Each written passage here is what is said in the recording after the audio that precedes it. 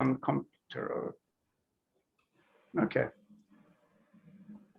If I could make a brief introduction, this is part of a series that the Center for Marxist Education, which has been active for nearly 50 years out of Cambridge, Mass. Part of a series on the history of the world communist movement. We recently had a part on the history of the Communist Party of Colombia. We hope to have one on the Communist Party of Syria soon, and other events, perhaps El Salvador later this summer or early in the fall. There was something so extraordinary about the Russian Revolution and the organizations, the parties that developed from it, that despite the fall of the Soviet Union, essentially the world communist movement has significantly more than 110 million members, and more than 420 million workers belong to labor unions that are affiliated with the world communist movement and looking to it for direction. It's extraordinary.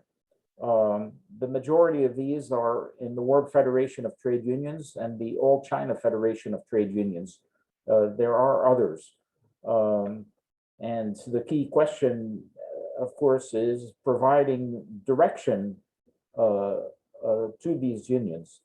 In any event, so happy to have our speaker today, who I've known for nearly 50 years, when he was a young teenager, and extremely dedicated then, and remains extremely dedicated to this day, and also extremely knowledgeable. And so welcome, Yusuf. So good to see you. And let's get you started. Okay, thank you. Yeah, let me briefly add something. I'm a member of the CP USA Peace and Solidarity Committee, and a member of the US Peace Council, an associate member of the Communist Party of Turkey. I left I was in Turkey last time I was in Turkey, 2015, 2017. I had to leave in a rather hurry before getting things completed. I would also like to thank you, Wei Hai, of Marxist Institute in Wuhan, China, for getting me interested, reinterested, being concentrated on this topic. He's assigned to do the history of the Communist Party, CPUSA, and the communist movement in Turkey. I will take the communist movement in Turkey as a whole, because we went, after 1960, many of us went in other directions. There were debates about the nature of Turkey, and then there were reshufflings and so on and so forth, but we all contributed. So it's not a partisan viewpoint. I acknowledge all the communists and revolutionaries have contributed to the workers and anti-imperialist movement in Turkey. I'm Turkish. I was born in Turkey. I spent a lot of time in the United States. I got to know through my parents, who were professors, many of the student activists of the 1960s. And they came over and discussed the issues at the time. Okay, so without further ado, let me get to the lecture. And I welcome all viewpoints. I don't want this to be just my viewpoints. So after this talk, please free to present your opinions. And just in case you don't think that I'm not just an armchair historian, I've also contributing 2017 to the effort.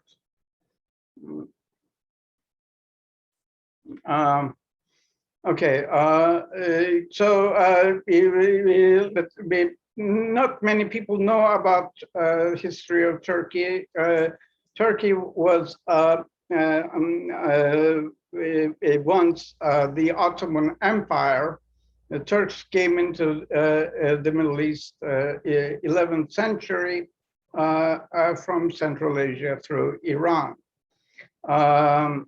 Here's some of the salient points. The Ottoman Empire was defeated in World War I, and the victorious imperialist powers divided the spoils, and that the consequences of that division are felt in the Middle East and in the Balkans, and of course in Turkey to this day. Turkey resisted, there was a movement to mainly a nationalist movement with the contribution of communists to the occupation, and the leader of the national resistance was Mustafa Kemal, who later took surname Atatürk. Surnames are something of a novelty in Turkey. They came into law in 1936.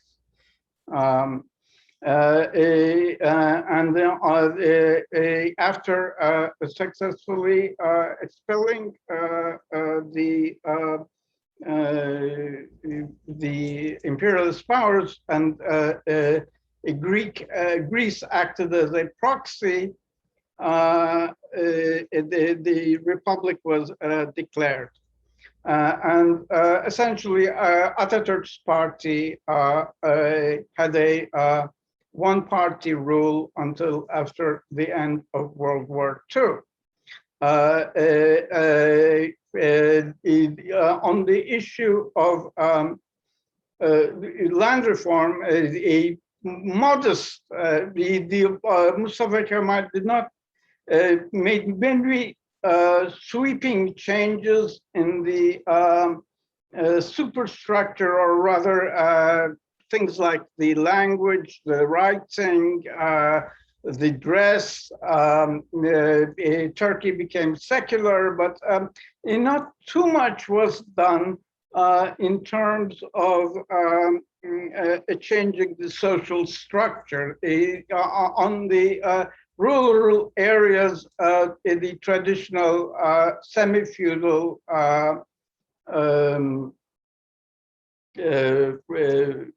modes of production continued, and the capitalism that emerged was highly dependent upon imperialism. It was basically a comprador capitalism. So this, nevertheless, during Mustafa Kemal's rule, it was oriented towards the mainly state sector, mixed economy, but after 1950, when the Democrats are the right-wing party in Turkey,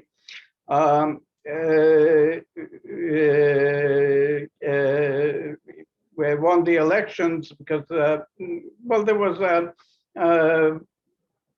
dissatisfaction, understandably. And they themselves were not very democratic. But nevertheless, it provided a expansion of capitalism. Due to their undemocratic methods, a coup was made, and this was a real watershed. It opened the way to multi-party bourgeois democracy, also the opening of trade unions, and a socialist party.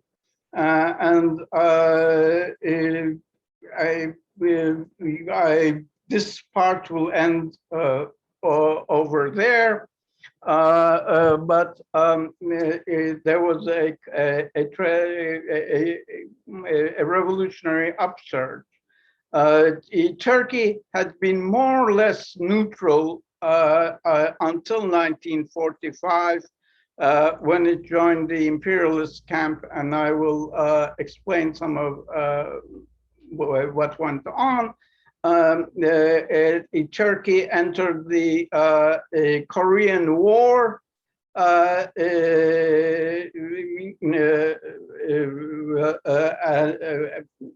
and also entered NATO, and American bases were set up. There was quite a dissatisfaction also among the military with their with that arrangement. So they were very, the American soldiers were really acting like colonialists at the time. I remember in the early 1960s,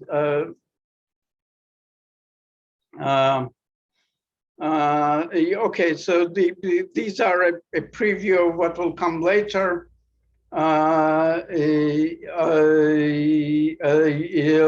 After, as a consequence of the revolutionary upsurge, there was a coup, the nature of which was debated at the time on the left, but it turned out to be a right-wing fascist coup, and political. There was much repression, but due to pressure from Europe, and also internally, at that time, the military was unwilling to institute full-time fascism. Political activity resumed.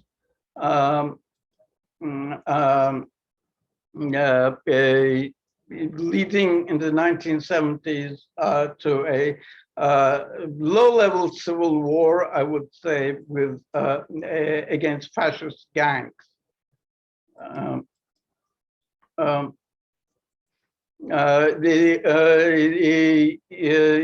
Okay, these are basically a summary of what the communists did.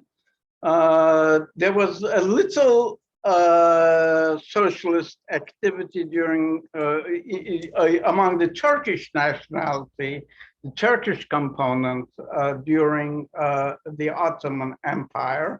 There were social democratic movements among especially the Christian elements of the empire, but they chose they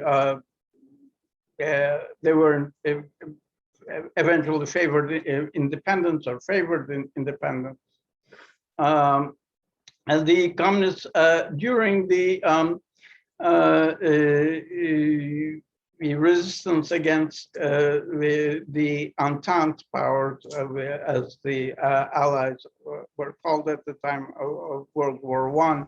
The communists played they were numerically small, but they had a significant influence.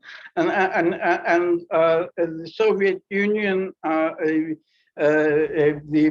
Russian Revolution, 1917, was there, and that was the only major country willing to stand up against the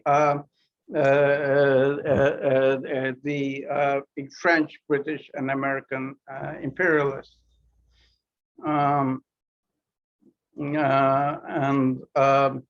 well, basically during the period between the 1990, there was a Bolshevik party from 1919, merged with the Communist Party, which formed in 1920, but basically the Communist Party was the only Marxist-Leninist party until the 1960s.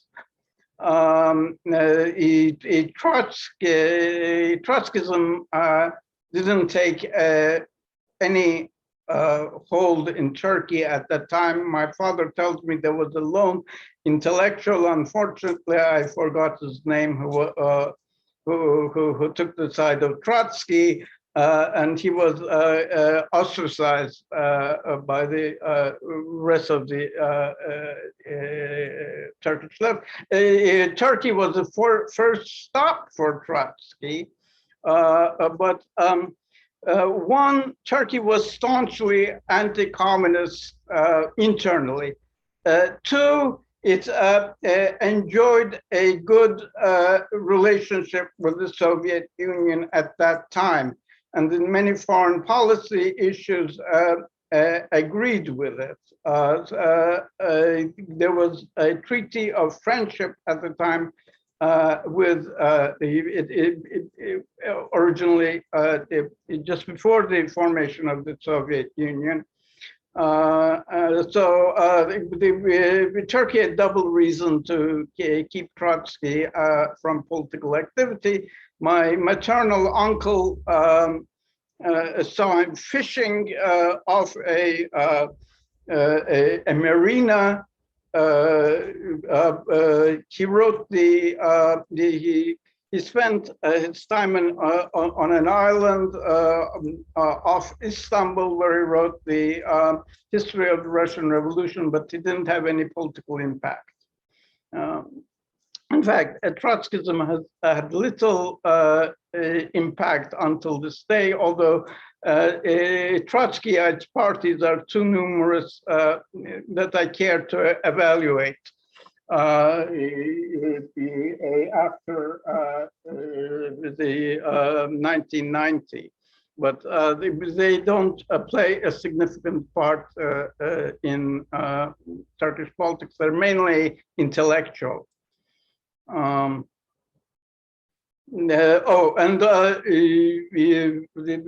me add 1960, 1971. The Workers' Party of Turkey was a communist party. The Communist Party was almost all underground, with some attempts at forming legal parties, which didn't last long. In 1960, a Marxist party with the Communist Party support formed, but it was at that time, during that period, a social democratic organization that many voices. It was not a disciplined cadre party at the time, but it was the address that all Marxist-Leninists looked upon, even if they disagreed with it.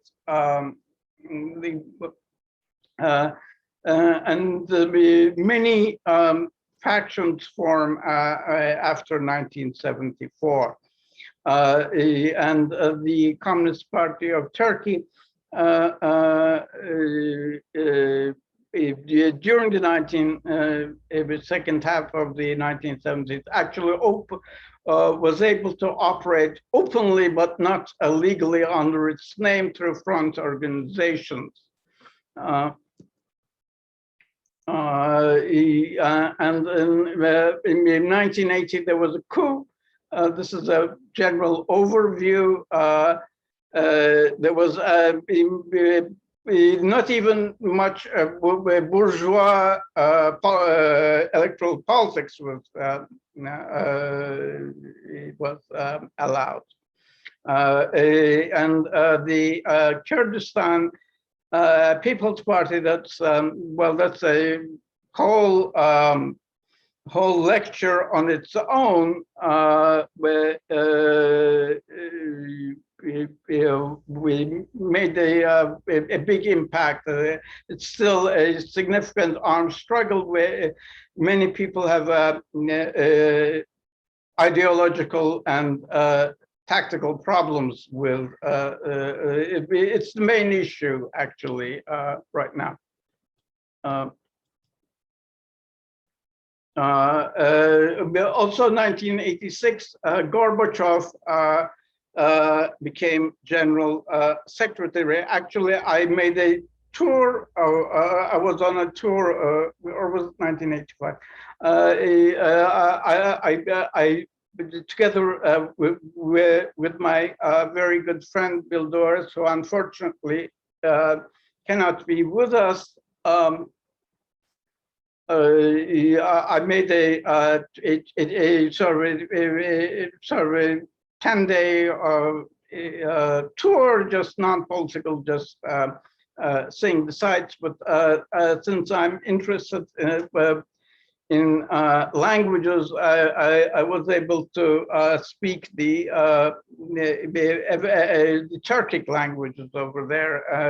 I went mainly to Turkic republics. And I was able to, I really liked the country at the time. Gorbachev was just general secretary. The party congress was in preparation all over, but it had not taken place. Nobody heard of the word perestroika or glasnost. So this was before, and I really, I really liked it very much. Turkey was absolute, under absolute repression. You couldn't say a word. You could, the Kurdish nationality couldn't speak their language at all in public. I mean, even casually, they'd be fined. Whereas there, the nationalities were all, it was a mosaic of nationalities that everybody was very much getting along. And I'm a physicist, and I knew some physicists in Azerbaijan, and they even offered me a job after I completed my dissertation. And if things hadn't gone the way it did, and I also some personal events in my life didn't happen, I would have went there. But alas, I didn't. So after 1986, we see, excuse me,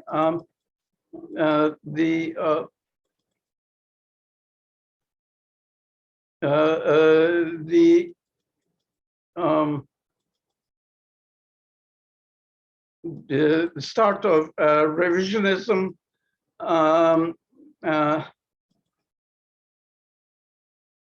Okay, so you have a preview of what I'm going. Oh, okay. Let me get back to my slide.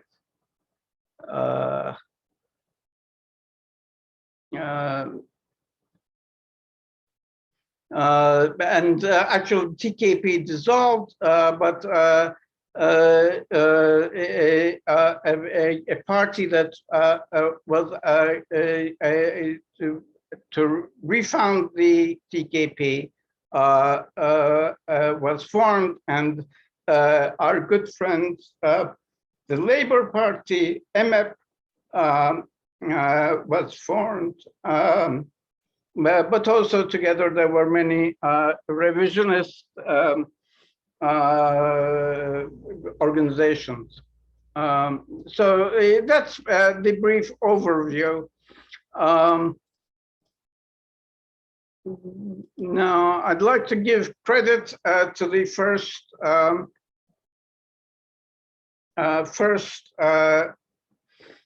what I could say is the first communist. He led a peasant revolt in 1416, and that was based on communal principles. And our great poet and writer, the communist Nazım Hikmet,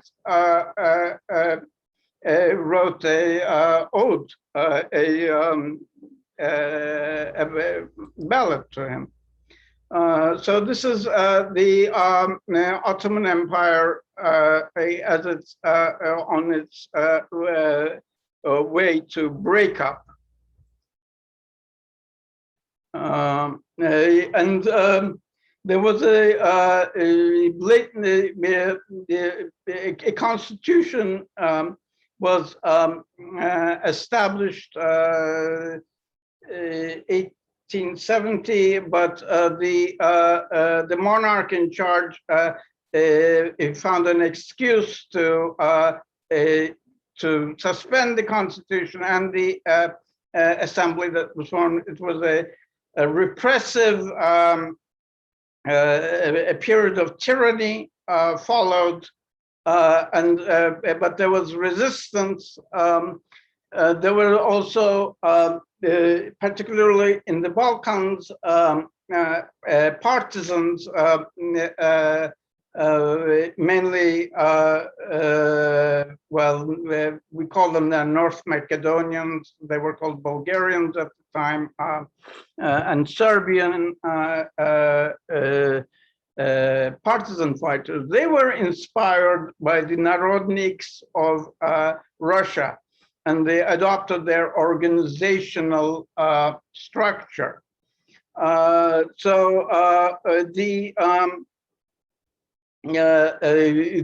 Turks who were resisting at that time were not yet had adopted a nationalist stand.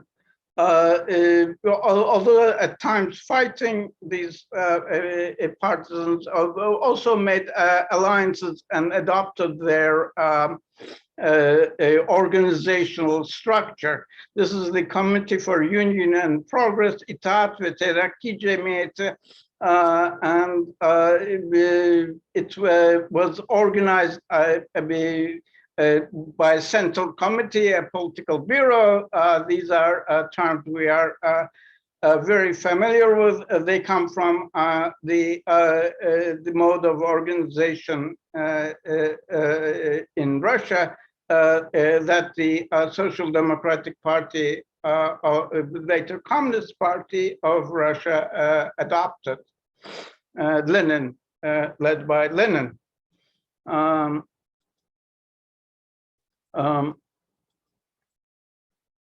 Okay, so this and at that time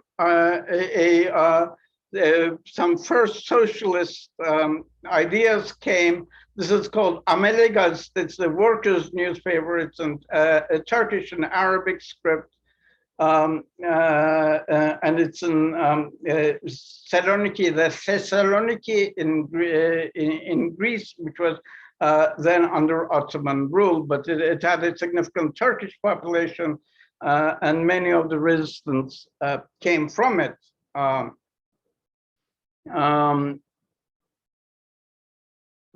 So this led to a revolution where the tyrant Abdülhamid II was overthrown, and it led to a flowering, and led to the first. Meanwhile,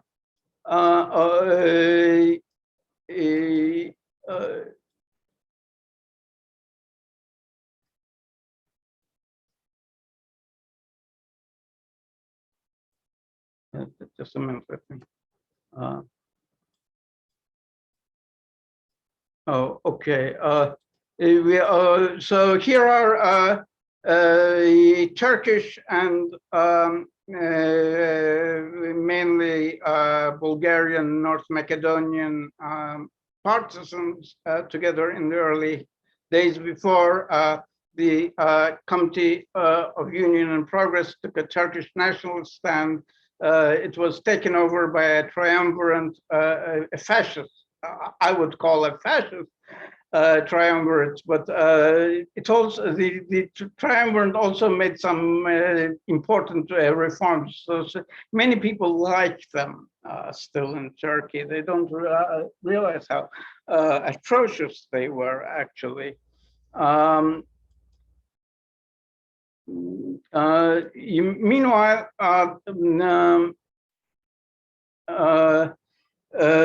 this very interesting character was in Turkey. He was a Jewish social democrat from Minsk. He took the name Parvus. His policy was he was really as a Jewish person in the Russian Empire at the time, understandably, he wanted the Tsar overthrown by any means necessary. And his approach was to make alliances with Russia's enemies, whatever they were, which included Turkey. He dabbled in pan-Turkism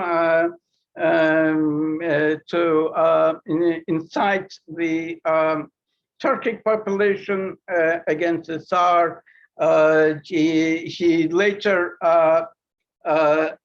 was an advisor in Germany, and he was instrumental in brokering the deal between Germany and Lenin, which enabled Lenin to come to Russia.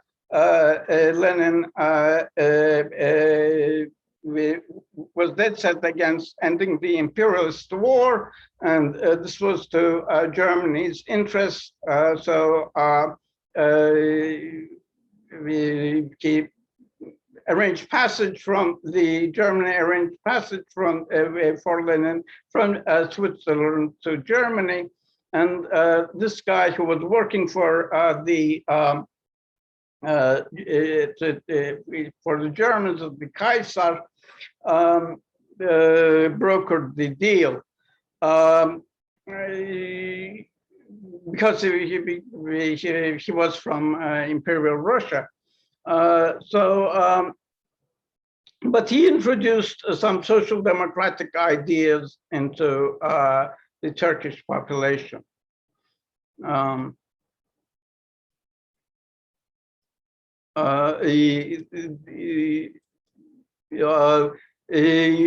After the constitution was restored and before the first Marxist newspaper, İştirak, was published. İştirak is socialism in Arabic. It's no longer used in Turkish. It means participation. This is the first Marxist newspaper. Unfortunately, this man who was called İştirakçı Hilmi, the socialist, because there were no surnames, so people were known with sobriquet. He later took a Menshevik stand. After the war, he set up, before the war, he set up the Ottoman Socialist Party, which was, after it was shut down by the triumvirate of the notorious Enver, Talat, and Cemal. He was in occupied Istanbul.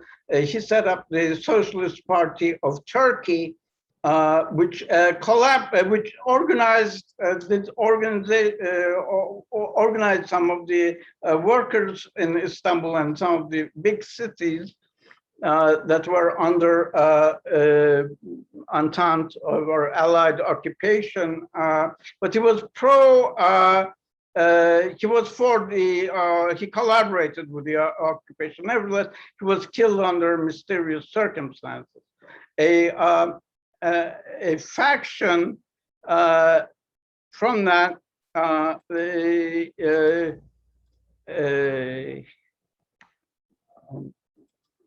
led by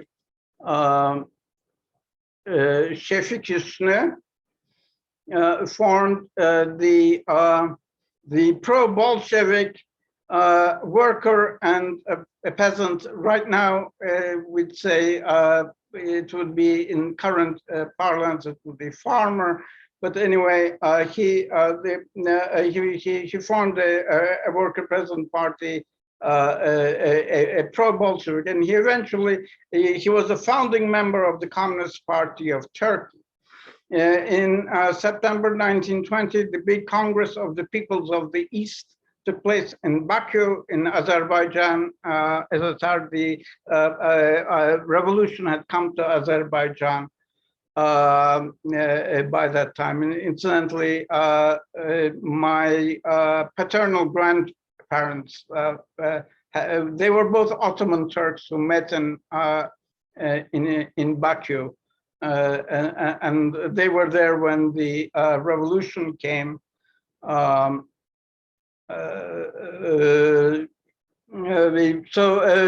Following this big Congress, there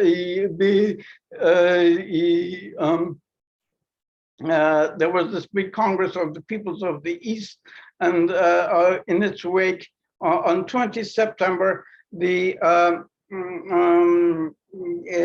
Communist Party of Turkey formed. Now, at that time, for political party, there was one Arabic-based word and one European-based word, and they were somewhat used interchangeably. This was a pro-Bolshevik, anti-Entente, and it supported the nationalist, the struggle of the nationalist government in Ankara. There were two governments. Istanbul was occupied. The assembly was closed by the occupying powers. So Mustafa Kemal reconvened the assembly, a new assembly in Ankara, and set up a rival government. Turkey had two governments, one nationalist, the other royalist. And the communists were critically supported. It's important, the word critically, they were not, I mean, they wanted to carry the revolution further, but of course, one must realize that the proletariat in Turkey was very weak. The rural areas were inaccessible.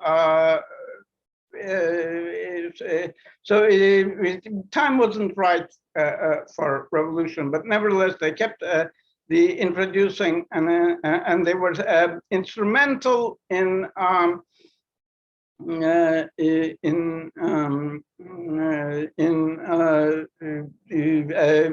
the alliance. The Soviet Union supported the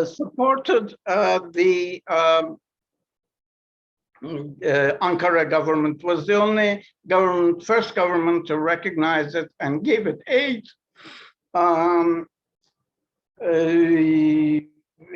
Although I will go into the details later, although maybe Lenin was fully aware that it would not, that time was not ripe for socialist revolution. Nevertheless, it was anti-colonial and deserving of support. Some people in the Turkish left now question this policy. My answer is, well, the bourgeoisie is full of contradictions. They do bad things, and but sometimes at their progressive stage, they also do good things. And I believe it was the correct policy. Şefik Hüsnü, he didn't have a last name at the time. He was responsible for the organization in occupied territories. Other semi-legal parties were formed in the nationalist area, but their duty was to keep up the socialist alternative, the class angle. Whereas in Istanbul, where the government was collaborationist, it was again here. Shefik Hüsnü is known for his sometimes some factions have labeled him a collaborationist, Kemalist, not a communist. That is untrue. It's just that the duty of the organization in Istanbul was to support the anti-colonial struggle, although it continued criticism at the time. This is the Kurtuluş, the first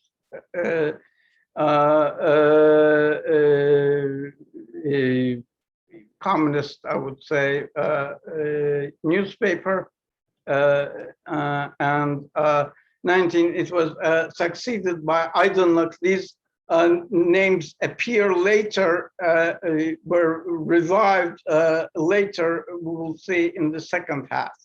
Aydınlık means enlightenment, Kurtuluş means liberation.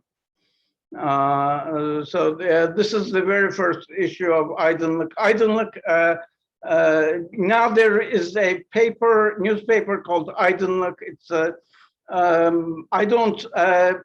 I thoroughly disapprove of the a faction that is continuing to use this name. He's no longer part of the Turkish left, as far as true Marxist-Leninists are concerned.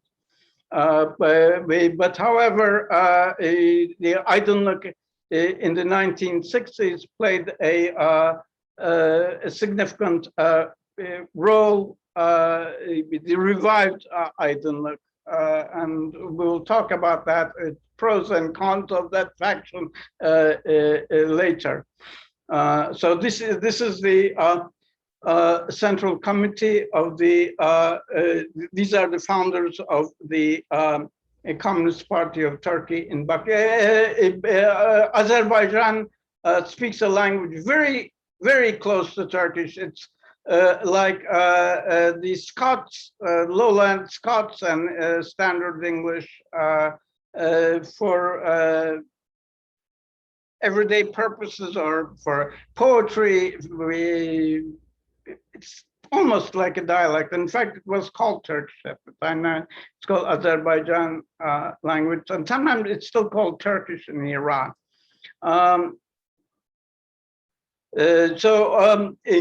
In the nationalist side, there appeared left nationalists that purported to be inspired by the Russian Revolution. Okay, as well as true Marxist-Leninists. Okay, the Communist Party in Baku represented the true Marxist-Leninists. It's operated in Anatolia as the secret Communist Party because there was another Communist Party of the same name that it didn't use the word party, it used the older word fırka. It was actually Mustafa Kemal encouraged its formation. He wanted a communist party that he could control and show that he was showed to the Soviets that he was a good guy. There were also a nationalist, populist commander who commanded the Green Army organization. It was, instead of a regular warfare that the the government in Ankara favored Ethem Pasha favored mobile partisan warfare and was extorting money from landlords to pay for the war effort. This didn't go well with the government. Eventually, the government turned against them. But again, he was ostensibly inspired by the Bolshevik Revolution. He was more described as a Narodnik, a left populist. With the Communist Party had two organizations, the People's Socialist Party of Turkey under a mostly Arabic-based name, Iştirakiyun, that's the socialist people, referring to a body of people, plural. And also another organization, its own organization that operated under the name the Secret Communist Party, distinguished itself from the official Communist Party.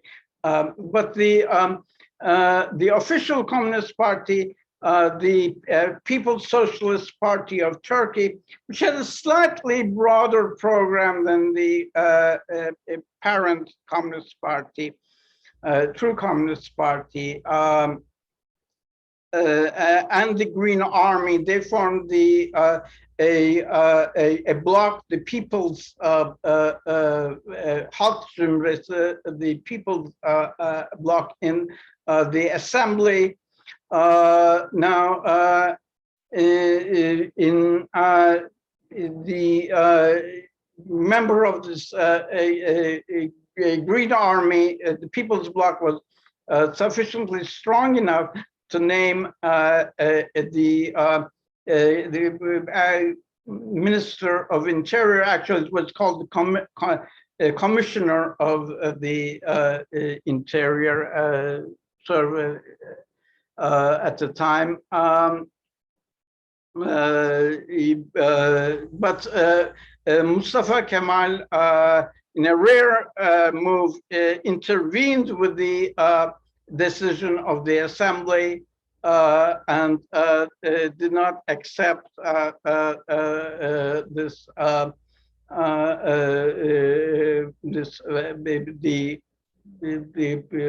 the nominee of the even though he had won the Assembly. Now there was also a super fake People's Socialist, People's Soviet Party of Enver Pasha. Enver Pasha was a notorious strong man of he was effectively of the triumvirate that was ruling the empire on its last days after during World War I. But the monarch didn't have any, was absolutely, he's a sort of a topos Sultan Reshad. It's like quizzling. Sultan Reshad means a puppet ruler, a ruler who has no effective rule. Enver Pasha did not hesitate to put a gun on the monarch's head, which was unprecedented in the Ottoman Empire at the time, because he was, after all, a commoner. To side on to whatever Enver Pasha deemed, and this included the execution of the half prince, the half brother of the monarch. But since this Bolshevik Revolution meant resistance against the Entente, everybody was after some of its name. Unfortunately, Kamenev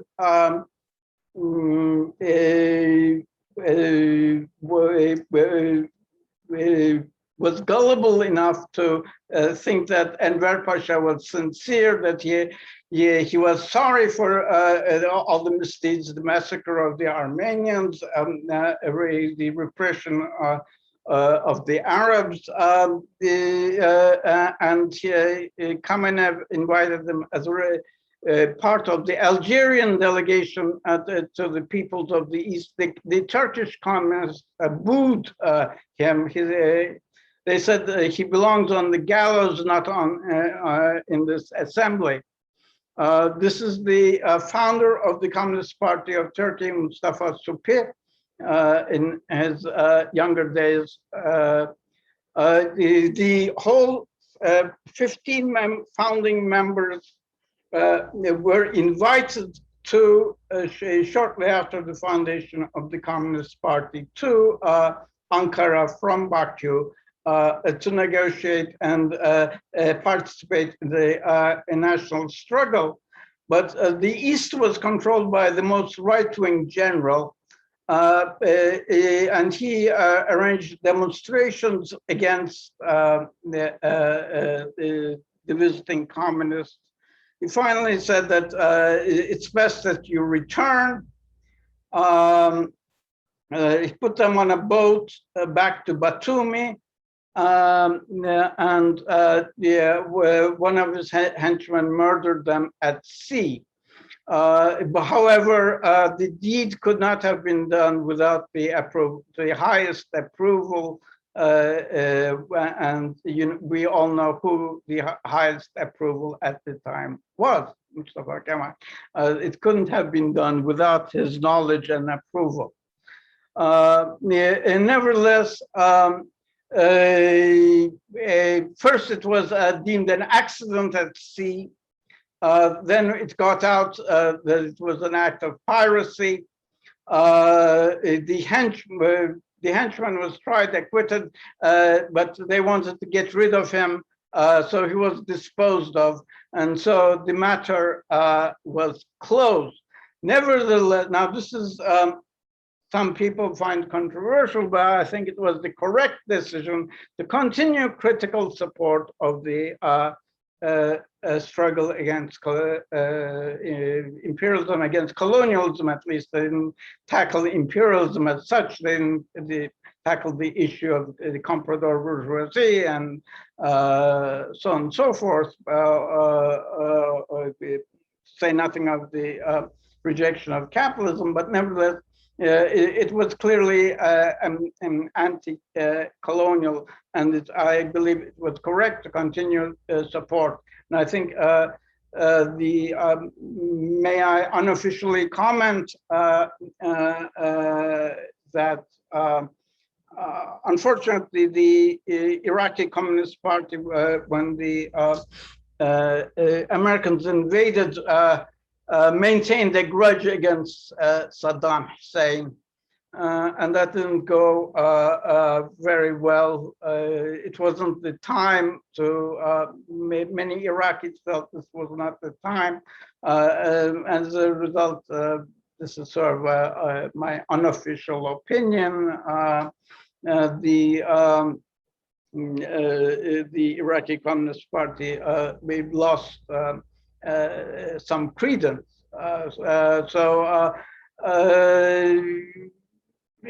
Yes, difficult decisions have to be made during the revolution. The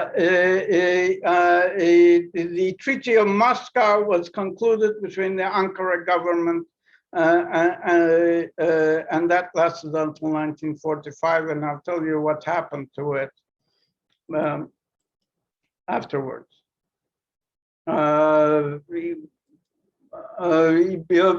Left Kemalism, left nationalism has been a continually something that the Marxist-Leninists have to have a dialogue with. Some eventually become proper socialists. Some vacillate towards fascism. It's a they are a wild card. However, their class nature is different from the outright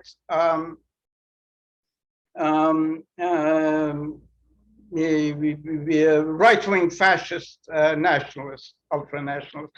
And I think that's still something, a distinction one has to bear, although some friends and comrades may disagree with this assessment. Okay, this is the founder of the. Eventually, the nationalist government moved against its own troops, led by Ethem Pasha. Ethem Pasha was exonerated posthumously a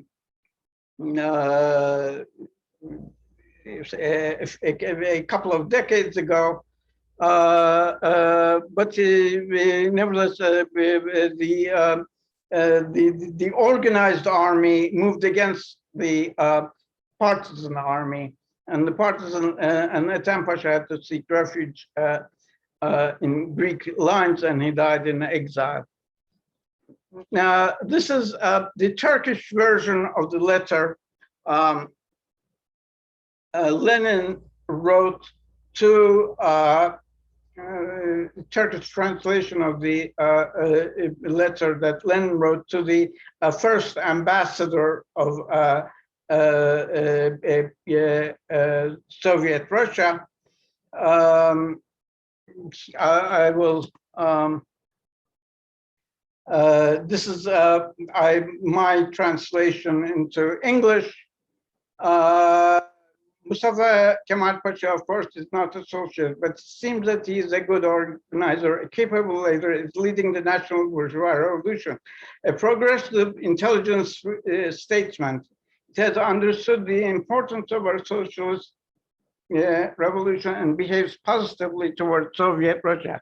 Is waging a war of liberation against the invaders. I believe that it humiliate the imperials and wipe out the Sultan, let's say the monarch, in Istanbul, who was a puppet of the occupying forces. He was stationed in, nobody took him seriously at the time, with his minions. They say the public believes him, we have to help him, that is a Turkish people, that is your job. Respect the Turkish government, the Turkish people, do not react, do not interfere in their affairs. Now let me say that not all Soviet diplomats took the last line in heart, because they were at the same time militants, and at the same time they nevertheless sometimes helped the underground Communist Party. This is a May 1st declaration, still in Arabic script. Of the TKP remained underground. These parties, the one in Istanbul and the one in Anatolia, were shut down. Now, in 1927, the leader of, who was then General Secretary, betrayed the party. He left the party, together with the archives, exposing the party militants to the authorities. And unfortunately, this was repeated in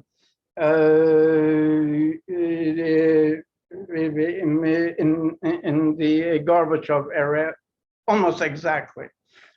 This guy, I would say, definitely betrayed the revolution. Now, these leftover Kemalists that included the former, many of them were former communists or left Kemalists. They gathered during the 1930s around this cadre means cadre.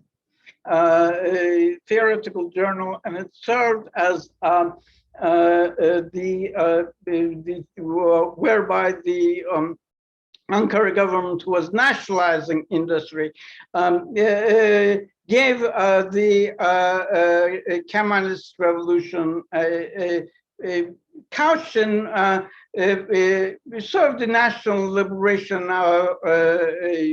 terminology of these third alternative, not like that of the Vietnamese revolution, but of some of the revolutions in Africa, like maybe in Kenya or Tanzania, so anti-colonial, anti-imperialist ideology, pro nationalization, pro public sector, heavy public sector oriented mixed economy orientation and ideology.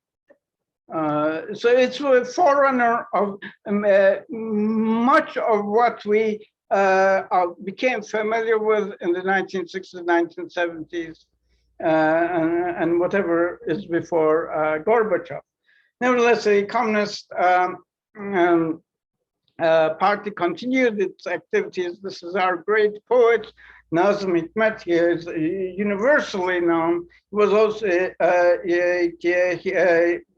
he had serious health problems, and the party eventually smuggled him out of the country. He lived in the Soviet Union afterwards. I think it was sometime in the 1950s, early 1950s.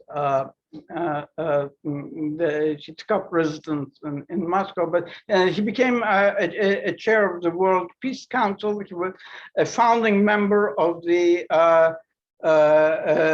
Peace Association of Turkey. And so since I'm active in the US Peace Council, member of the World Peace Council, it gives me some special pride. Other writers like Nesin, who's known for his short stories, he remained in Turkey, and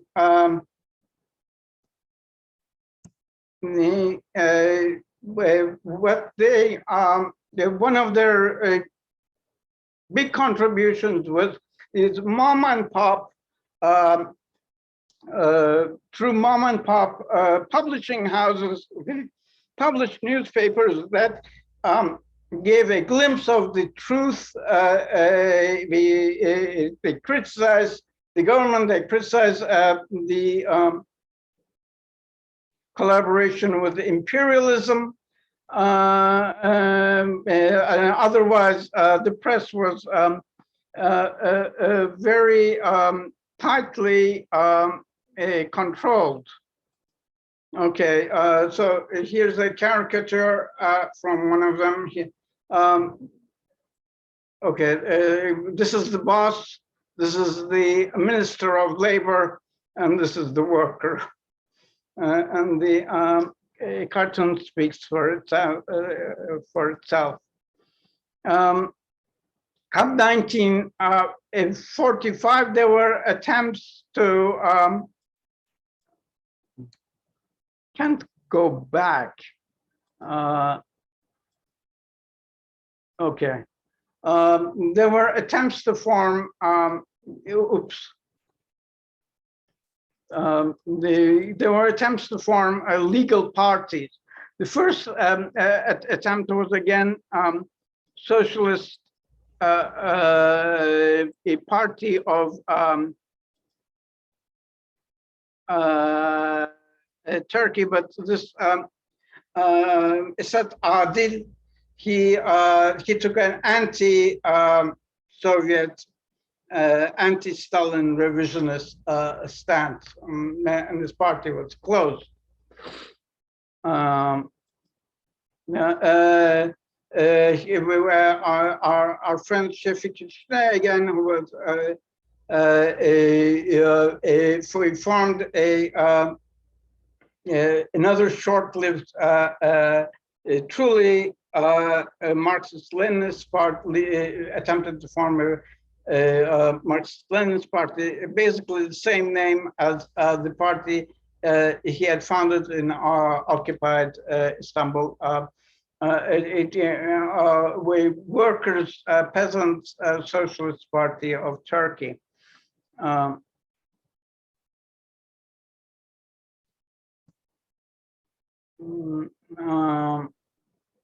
and another was Hikmet Kıvılcımlı in his attempt to find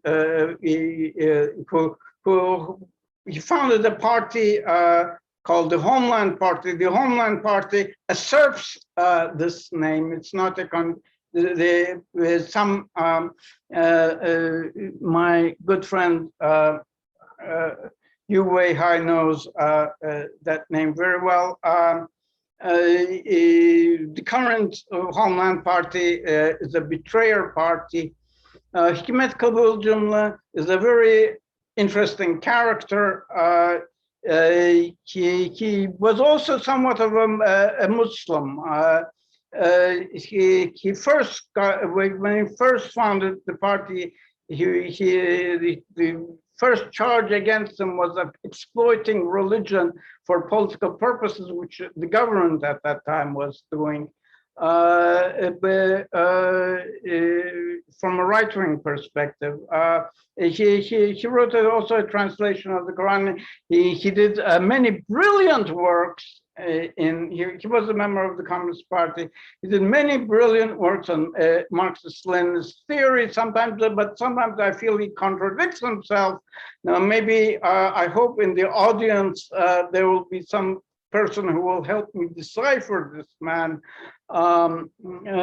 He also he also suggested that the Communist Party of Turkey found a Communist Party of Kurdistan as a daughter party. Let me interrupt. I think good to wrap up to allow maximum discussion and let it guide you for the next parts. So okay. What happened in the 1950s Democrat Party regime? Turkey enters the Korean War. Now, what happened during the Korean War is the entrance of Turkey in the Korean War coincided with the counteroffensive by DPRK, added by Chinese forces, volunteer forces. The Turkish army was sent to the very front to bear the front. At that time, a general order of the imperialist armies was ordered, but this order did not reach the Turkish troops. The Turkish troops at that time trusted the army.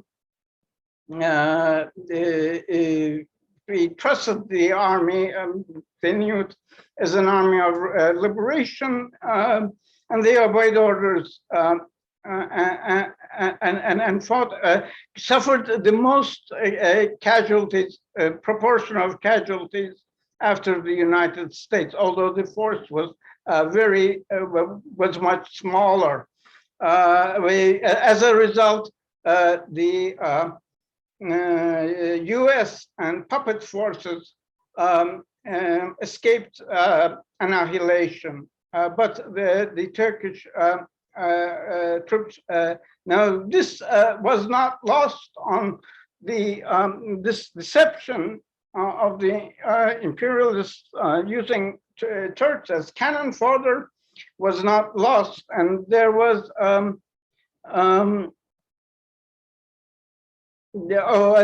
Hikmet Kıvılcımlı believed in organizing the army. Let me add that. So this led to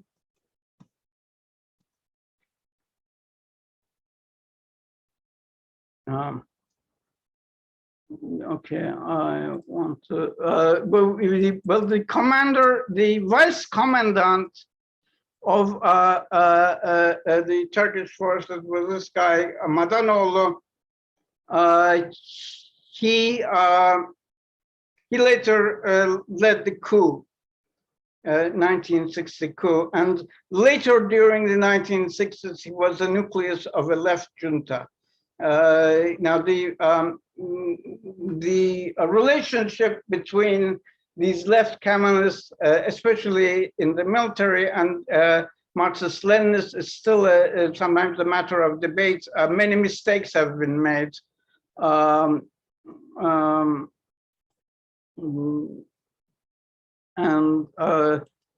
there was much resistance to the Democrat Party regime just prior to the coup.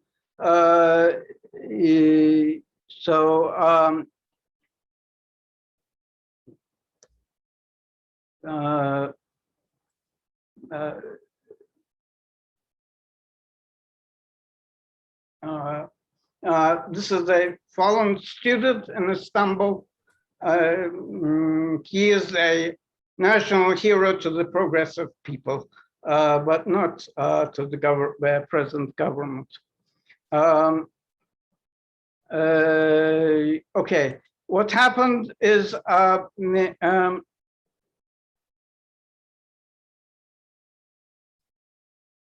okay, 1960 also Şefik Hüsnü, people don't always use surnames in Turkey still, was replaced by Zeki Başdemir as General Secretary. He faced serious charges, and he was just before the coup, he left Turkey. He will be organizing, strengthening the Communist Party of Turkey as an exile organization, but the cadre that remained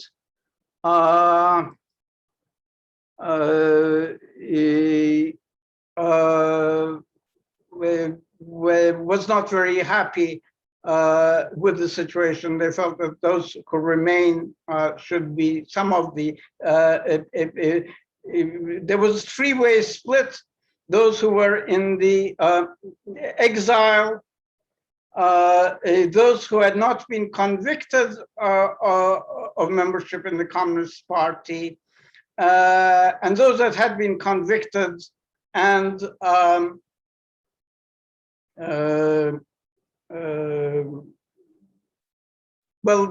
and had remained, and this group was somewhat dissatisfied that the exile, that the leadership be, that party be governed from exile.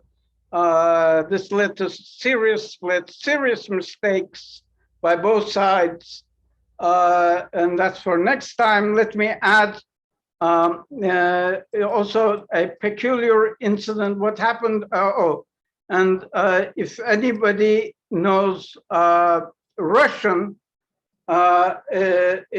Nazım Hikmet directed this film, fictional film, about a fictional country that's obviously Turkey,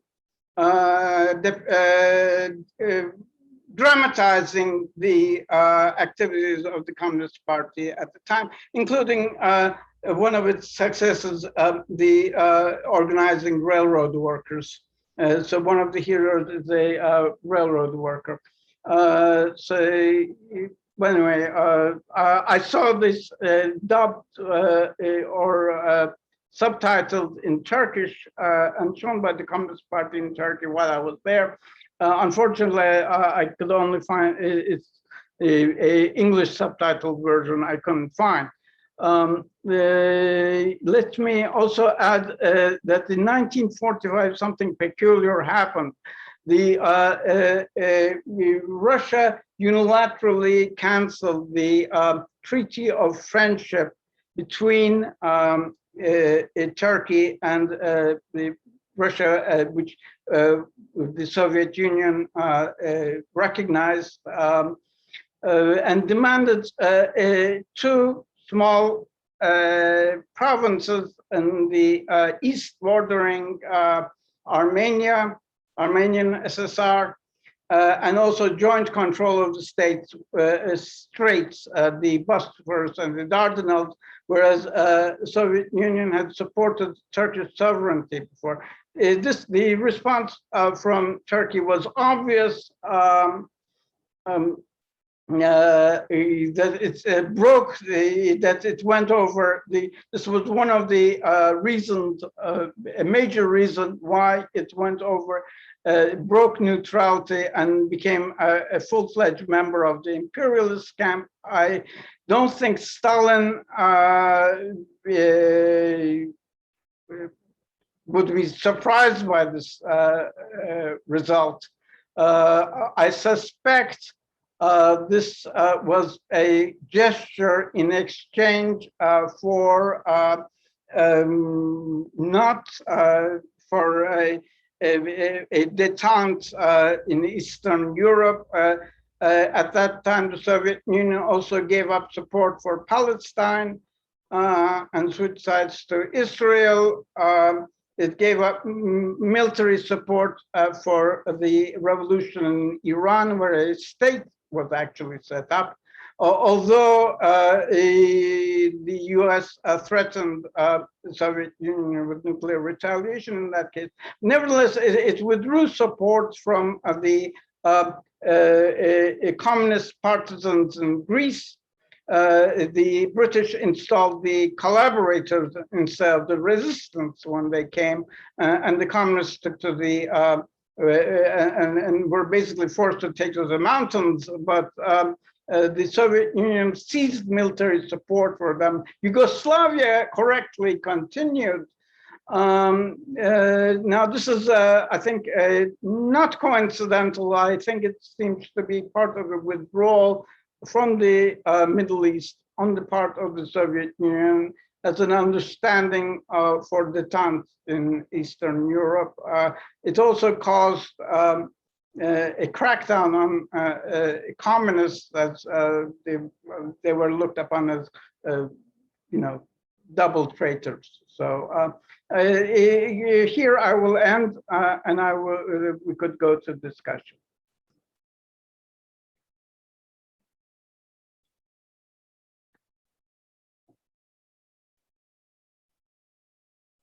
So if anybody, I would welcome from our friends from comrades from Turkey, if they have any alternative viewpoints. I'm an academic. I'm not saying I know all the answers. A scientist has to be humble. I'm not here for partisan, sectarian politics. We are all for the revolution, and I welcome any comments or alternative viewpoints from our friends and comrades from Turkey. Comrade Fulia, would you care to comment? Yes, first of all, thanks for this very good and extensive account of history of Turkish politics, actually, not only the history of communist movement. It was really fruitful for the sake of discussion, I guess. But I would like to actually focus on the history of the communist movement in Turkey and the history of the Communist Party of Turkey, particularly because the main actually disagreement between your presentation and our opinion is the account of and history of revisionism in Turkey, I guess, I suppose, because I think we should put a focus on the shift, ideological shift from the Communist Party under the leadership of Mustafa Suphi to the party under the leadership of Şefik Hüsnü. So I would like to start from the foundation of the Communist Party of Turkey, during which it was not a revisionist party, in my opinion. So maybe that's a good start to compare and understand the communist movement in Turkey in its historical context. So maybe we should mention first the Turkish Congress of Turkish Socialists held in the Soviet territory in 1918, so which was led by Mustafa Suphi. Because in the Congress we cannot talk about probably a complete Bolshevism, but we can press on three important points, three important conclusions of the Congress, I guess. First is the denial of parliamentarism. We cannot achieve social change, social revolution, socialist revolution through parliamentarism. That was the first conclusion. And the second one is the necessity of a communist party, an organized and independent political organization of the working class is a necessity. That was the second important point, I guess. And the third was much related to the specific conditions and formation of Turkish society, because there were many non-Turkish, non-Muslim groups and nations living in Turkey. So this Congress of Turkish Socialists in 1918 was offering a kind of federative government, federative socialist republic in their vision. But they cannot identify it yet with a proletarian dictatorship. This needed some time to the first Congress, the founding Congress of the Communist Party of Turkey, which was held in 1920s. So the program adopted in this founding Congress was fully in accordance with the Third International principles, and it was founded principally in terms of its political program. It was a fully Bolshevik party. I'm not going in details of the programs per se. So this this Bolshevik notion of Communist Party of Turkey has ended up, I'm arguing here, with the murder of the 15, I guess, because Şefik Hüsnü's understanding of party, class, revolution was a revisionist one. I'm going to try to explain my point in 4 points, and I can do that hopefully briefly. The first one, the first distortion, revisionism, first point of revisionism in Şefik Hüsnü's party and in his communism was about the class concept. In 1921, he wrote that proletariat has many names. It can be lawyers, doctors, market owners, landowners, etc. So the class, he offered a kind of a manipulated, a distorted form of Marxist concept of class. The working class, in his opinion, included all the strata between working class and big bourgeoisie. So this was a distortion of Marxism, a very basic concept of class. So this led him to a politics of class collaboration. In his opinion, in this class collaboration concept, the main aim was to abolish the boundaries between bourgeoisie and proletariat. So he kind of offered a reunion of two antagonistic classes. So this was in his opinion, this was a strategy of the classless society. So just disappearance of the boundaries between two antagonistic classes. So therefore, he easily, I suppose, I mean, yes, the Communist Party of Turkey was pro-Soviet Union because it was founded in its origin as an extension of, as a branch of Third International. So that was okay, but pro-Ankara government part is kind of problematic in this sense, because in Şefik Hüsnü's opinion, Kemalism was a supra-class movement. It was a movement free from all class antagonisms. It was a movement above all classes. This was the conception of, adoption of Kemalism by Şefik Hüsnü from at least 21 to 24. So, in this context, what does class struggle mean for him? The class struggle occurred and emerged, in his opinion, between European imperialists and national forces, and that national forces included national trade and industrial bourgeoisie in the making, actually. So,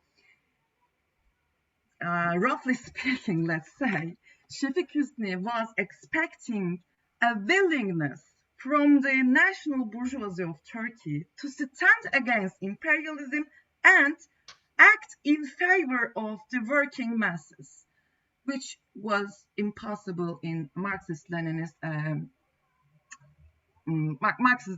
a scientific. This is not a premise of scientific socialism. So this misunderstanding of class and class struggle, therefore, the conclusion where he ended up with the class collaboration made him unable to analyze class character of National Assembly of the time. So that was the very unfortunate conclusion of his misperception of Marxist-Leninism, I guess. And the second point, which is very related to first points, I guess, he had a revisionist conception of social revolution in this sense, because he believed in bourgeois strata, bourgeois class is going. He believed in the how can I say? His faith in Kemalism as a supra-class movement led him to the belief in the completion of the incomplete bourgeois revolution of 1908. I mean, bourgeois democratic revolution. So, such democratic revolution will, once it is complete, once bourgeois played its absolute progressive role, there would be an uninterrupted, a smooth, a continuous transition, an evolutionary, actually, movement is going to be in the direction of socialism. So, what is the role of the Communist Party then in this context? Actually, this is very vague. So, the boundaries between, working class and bourgeoisie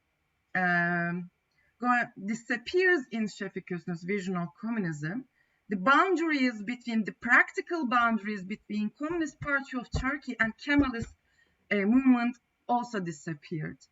So this was a kind of a manifestation of the denial of the party as a necessarily independent political organization of the proletariat. So this was a very a very unfortunate and very, how can I say, very unfortunate thing in terms of the working class in Turkey as well, the history of working class movements as well, because in Şefik Hüsnü's context, working class of Turkey had to sacrifice, and it had to leave politics to the bourgeoisie, which would achieve the perfection of the state apparatus. But this state apparatus was a capitalist one. That was another important point Şefik Hüsnü missed at the time. So in his opinion, there were three main political currents in Turkey. First one is that a movement, a revolutionary movement that achieved the current revolution, which is Kemalism, which is bourgeoisie in my opinion. And the second political current was counter-revolutionary forces, which represent the remnants of the Ottoman Empire and traditionalist religious groups, etc. And the third main current was socialism that aims to push. The only task is to push the democratic revolution into socialism by deepening the current revolution in favor of workers, peasants, middle classes, etc. Şefik Hüsnü expected a collaboration between Kemalism and socialism against these feudal remnants of Ottoman Empire. This was, for example, he understood Sheikh Said uprising as a fundamentalist religious movement, but it was a Kurdish liberation reaction to the nation building of Kemalist cadres.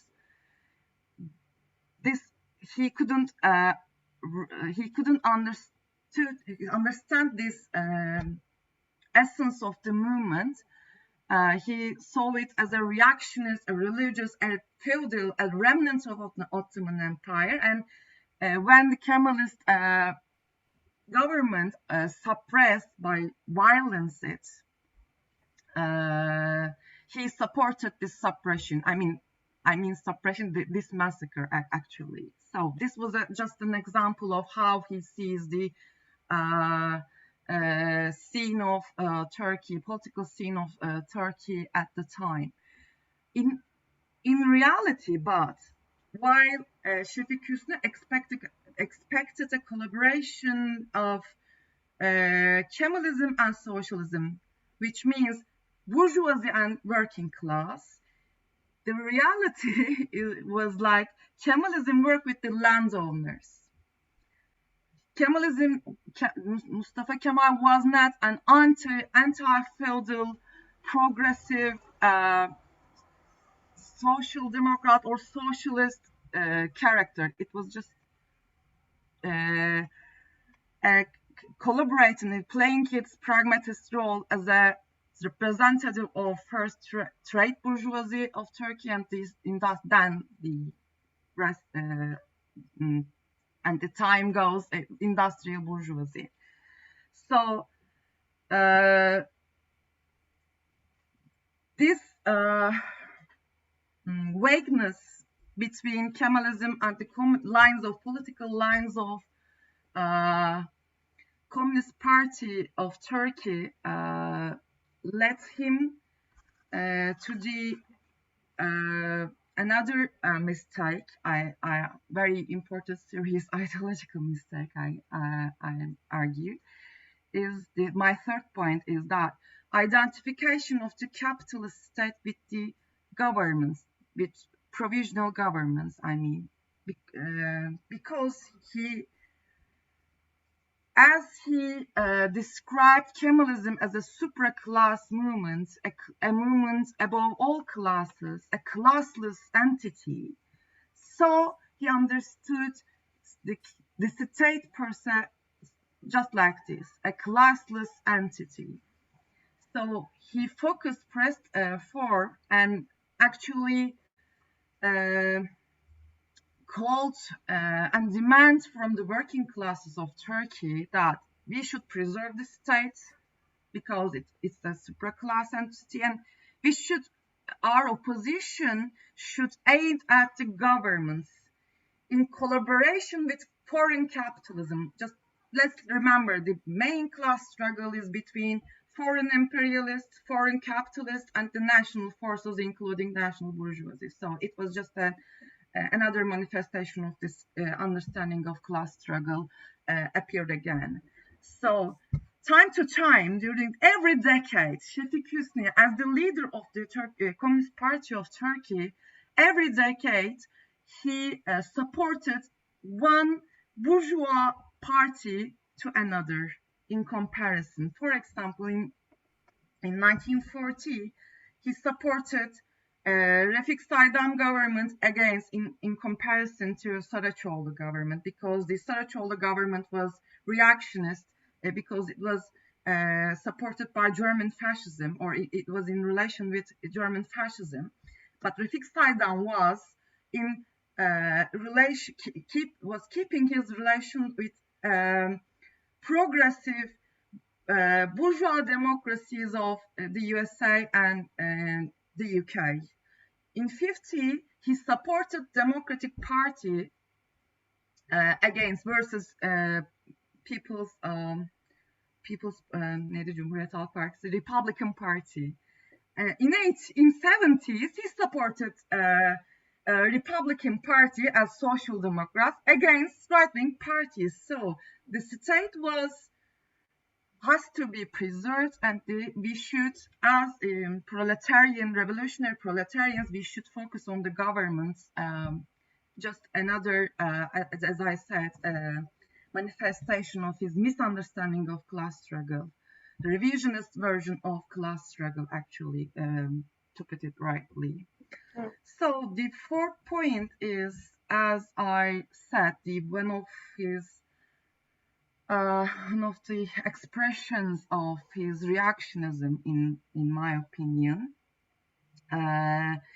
he couldn't conceive the Leninist principle of people's right to self-determination in this sense, as we can see his position in the Kurdish question and Kurdish liberation movement and many uprisings. So it was always a foreign capitalist was in play. So it was not like a national liberation movement in this sense, and it was just as I explained, Sheikh Said's uprising was one of the example of this. So this revisionism actually costed too much for the communist movement of Turkey, in my opinion, because its critical analysis could be possible only when it came to 70s, and by the late 70s, I mean. So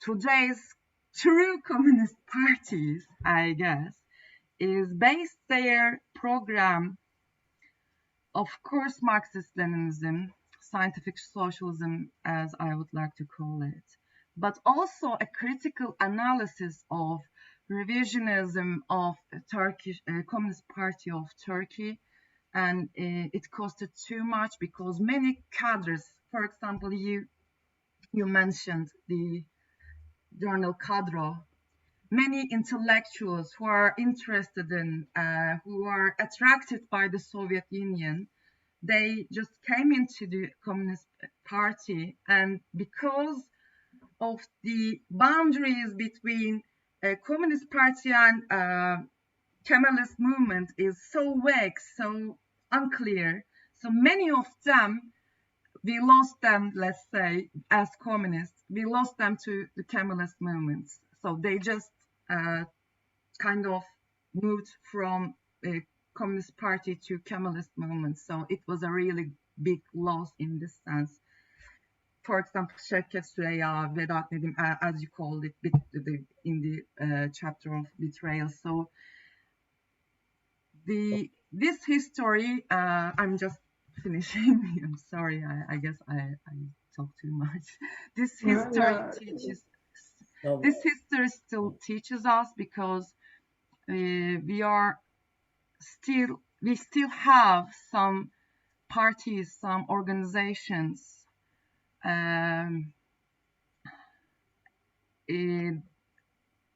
still based on or still affected by manipulated version of Marxist concept of class,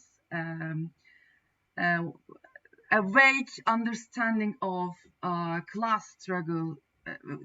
All these revisionist legacy still continues, and we are this is my belief that we should still struggle against these understandings. So this history teaches us a good. Well, okay, Comrade, I basically agree with you, and it's not the view of what you said is not the view of the present Communist Party of Turkey. It does not reject the Kemalist struggle in toto as some mostly liberal, libertarian revisionists or ultra-leftists do. It says it is full of contradiction. And yes, the Communist Party did make mistakes. There was no substantial proletariat to give it guidance, a proletarian base to act as a compass to its policies. And yes, but however, Şevket did not utterly surrender the party and the struggle. He did continue. One must give credit that he did continue the party and the struggle in spite of these mistakes and misconceptions. Sheikh Said, actually, Abdullah Öcalan also agreed that he was reactionary, but it was a narrow view of the Kurdish uprisings at the time. I would agree. And that is a issue we will explore much more later. So the view is that view of the Communist Party of Turkey, let me say, is that the national bourgeoisie has expended its way, whatever revolutionary potential it had, and that basically that those who seek to reproduce the situation in the early 1920s are wrong.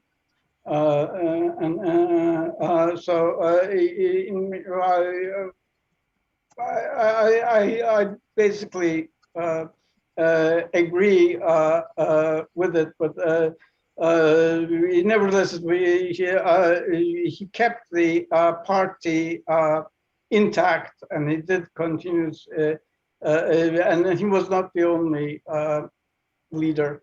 And Zeki Başdamar had a different point of view, although he also neglected certain things, and we will discuss those later in the second half. So thank you for those additions. I am asking, could anybody decipher Hikmet Kıvılcımlı for me? Because his style is very obscure. He contradicts himself. Sometimes he's out and out a nationalist. Incidentally, his Vatan Partisi was absolved later after the coup of charges of communism. Um, he did he did many translations and did many correct things, and sometimes he does a 180-degree turn, and his legacy is that of still supporting over optimism, supporting the military and nationals. That was the Vatan Partisi of 1970s, which we don't agree with at all. Thank you for your contribution, and basically I don't have too much problem with what you said, but also bear in mind that the proletariat was very weak, and to give the party guidance and a sense, a compass. So it was prone to mistakes and was over optimistic. That is true, but however, it did not go as far right as the other the elements I mentioned that when basically broke with Marxism, formulated a left nationalism, and the left nationalists, as I said, are a constant wild card. And I would say also, maybe you'll disagree with me, that there's now a group of Kurdish nationalists that are sometimes making the same mistake. And maybe we could have a dialogue about that later. And so I'm asking, if anybody could explain Hikmet Kıvılcım to me. I read his books, his works ever since I was 13. Not that I became a doctorcu, but he was a doctor, and doctor just means follower of the doctor. He has a cult following still. So if I'm asking if anybody could help me decipher this man. So, yeah. We need to wrap up. Unfortunately, see if there are other questions, but what you raised, comrade, those are very important questions. One, the role of a proletariat in leading the class struggle, including against our own national bourgeoisie, which places exploitation above all else. And if the working class asserts itself, will move against the working class and ally with enemies of abroad and at home to put down the working class. But the other of immense importance is national questions, and of course, quite important in Turkey and around the world.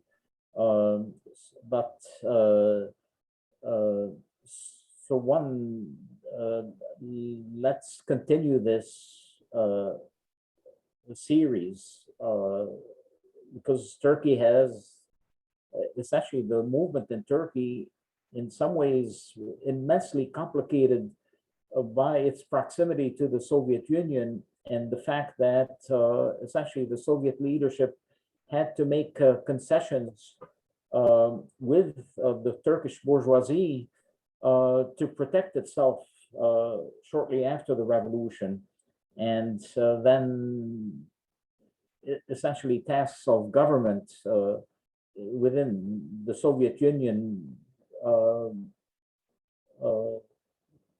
ultimately led to a breakdown of the entire international.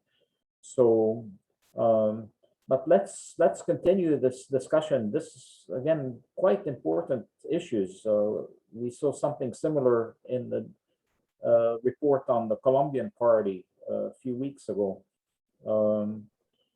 But let's see if there are other questions, and as soon as we can, we'll set the date for part 2 and possibly, if necessary, part 3 on this.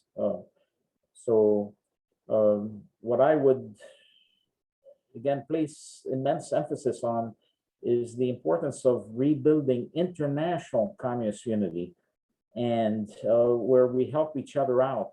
And as I mentioned, I don't know if you had come on at the very start, but essentially the parties in SolidNet have more than 110 million members now, and even more important, some 420 million workers belong to unions looking to the SolidNet parties for direction.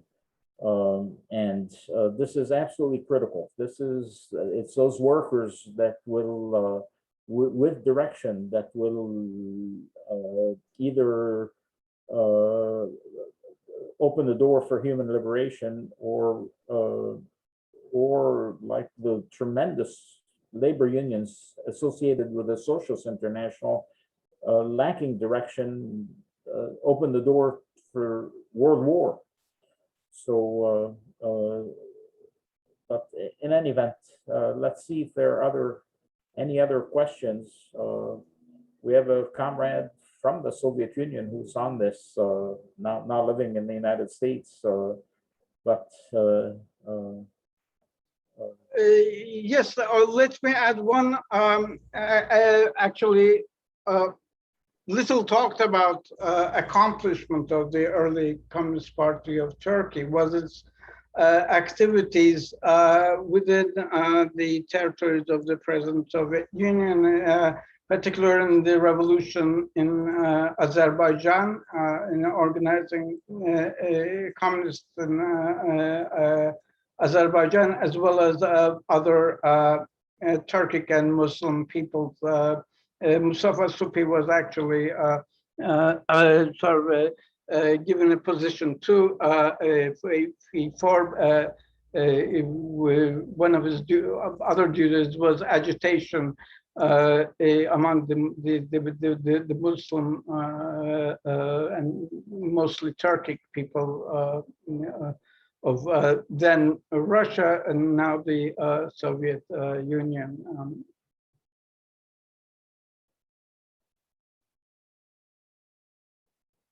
But Roman, do you want to raise anything? You're muted. You'd have to unmute yourself.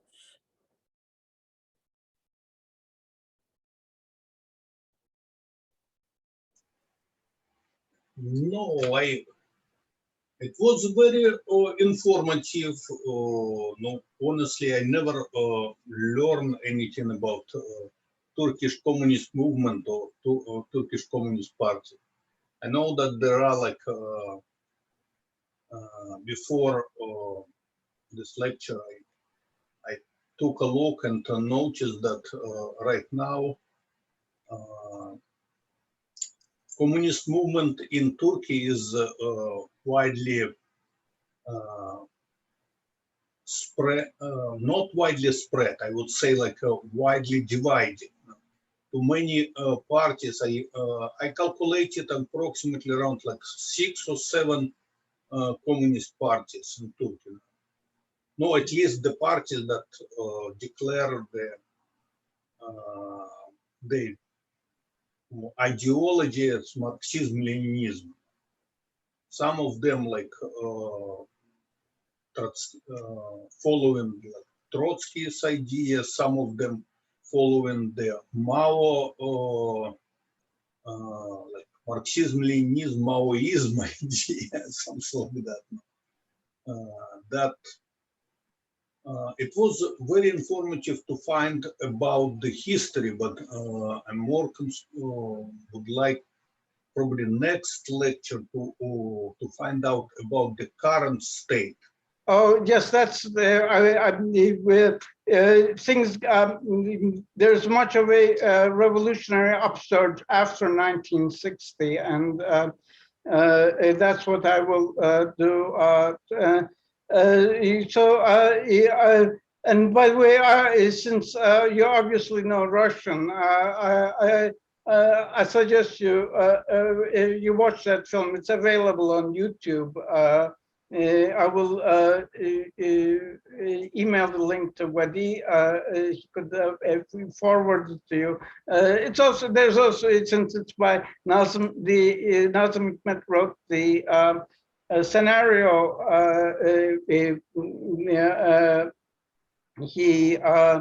There's also a love story in it, of course. He's a poet. But it is fictionalized, but rather accurate the depiction of the elements of the activities during especially the 1950s when the U.S. troops came in. Thank you. I will, because it's, as I remember from my Soviet Union time, we used to have only one like TV show on TV from Turkey. It was called Korolek Птичка Певчая. It's about like I believe it's about the time before WW1 and about the woman who was a teacher, something like that, about her like showing how hard life was like in Turkish village at that time. So we'll set the date. We do need to wrap up. It's past 4, but we'll set a date for part 2 on this. Probably it could be August 14th. So August 7th, we will have that event on Tulsa 1921. And I would also, hope we can take up the impact of Soviet leaders' reversal on Palestine, where the historic position was opposition to Zionism and formation of an Israeli state. But in 1945, it appears that's the first date when the Soviet leaders turned 180 degrees and decided to support imperialism in formation of the Israeli state. And that was pretty devastating to the working class movement, not just in Palestine, not just in the Arab-speaking countries, but across Africa and so on, above all, because it meant communists were now supporting taking land from the tiller and putting it in the hand of imperialists. So in other words, tearing sickle from the hammer. So, but in any event, would like to learn about the impact that decision had in with the Turkish communist movement and labor movement. In any event, let's follow up, and you have a sense of essentially how this Comrade Yusuf is approaching this, and let's continue, including with discussion. So I recommend preparing and not more than 40 minutes presentation to allow for the maximum discussion afterwards. So again, this is quite important, in part for correcting past weaknesses. I have very much to say about in the second section, and there's a comment in chat. It's not limited to the Communist Party, to TKP. I agree, and but however, it was basically the only organized movement in Turkey during this time period, the only organized Marxist-Leninist movement. The other alternative was left Kemalism. I agree, and we have. I myself have changed opinions as I evolved and conditions have changed, and many members of the present Communist Party of Turkey have a similar history. We don't try to finger point at who did what, at who said what at that period. We celebrate all revolutionaries, including ones who were outside the Communist Party of Turkey, acknowledge their contribution, even though we may have a disagreement at the time. And Communist Party of Turkey changed its positions. And as I said, I fully agree with Fulya. The present Communist Party puts a prime importance to the class struggle, to the proletariat, and no confidence on the revolutionary potential of national bourgeoisie. As Behice Boran, I will explain to who she is later, said in a rally, but she made many tactical errors, but she did a sound analysis. And devrim olacaksa sosyalist devrim olacaktır. If there is to be revolution, it will be a socialist revolution. Meaning, yes, there are these struggles, but they by themselves, they will not lead to revolution under the present circumstances. So that's the present Communist Party of Turkey does put a prime importance on the role of the proletariat and a proletarian class viewpoint. And there is, let me say, the Trotskyists and the ultra-leftists are minor, and there's been recently quite a close collaboration between the serious, at least in terms of action. I've been away from Turkey, but I've noticed significant joint actions. Many 4 or 5 parties consistently appearing together as a bloc recently. And I have a great respect for all Marxist-Leninists in Turkey, regardless of their analysis. And I would like to thank Fulya for her input, which I basically agree with. So see you August 14th, unless if there is a conflict, it might be the following Saturday. Yeah. Let me add, I run an informal Marxist and peace chat sessions. And I will schedule one that's maybe appropriate at the time that's more appropriate for comrades in Turkey, maybe next week or the coming week, and you will get emails from me to that effect. I thank everyone for their participation. For those who couldn't participate, I will send and whose contact information I have, I will send the email information. And hold on to your popcorn. The really interesting things are coming up in the next session.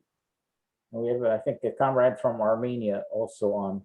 So see you in 2 or 3 weeks. 3 or 4, okay. Yeah, 3 or 4 weeks. Thank you, everybody. Thank you, Comrade Yusuf. Yeah. It was a pleasure to be here. and hear from you, and learn from you, and talk to you. Take care. Thank you Thank so you. much. Yeah, this is very interesting and very important. And again, the idea is to learn from weaknesses and rebuild unity in our movement globally. Comrade Kamil Tekin, it is very nice to see you. I remember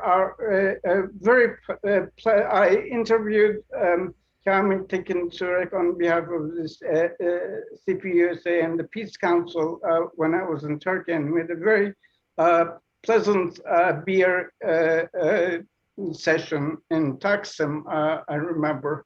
And maybe when this pandemic is over and I could make it a return trip to Turkey, I hope to see you again. And thank you, Fulya. Thank you for everyone who. Okay, bye. Bye bye. Thank you. Good night.